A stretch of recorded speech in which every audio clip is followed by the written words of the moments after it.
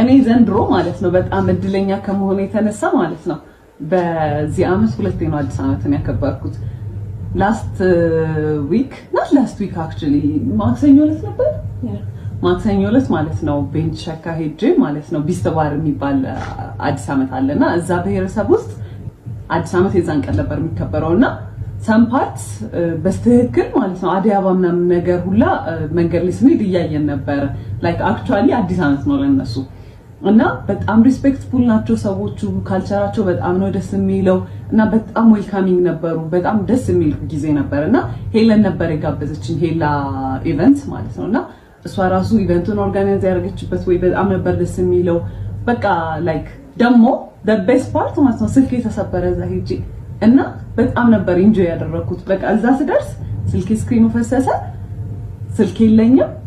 ኔቸሩ በጣም ነው ደስ የሚለው ሰው እንዳልኳችሁ በጣም ሪስፔክትፉል ነው ሄላ በደንብ አርጋናይዝ ተንከባከበችን እና it was literally the best በቃ ዲሲዥን እዛ መሄዴ ማለት ነው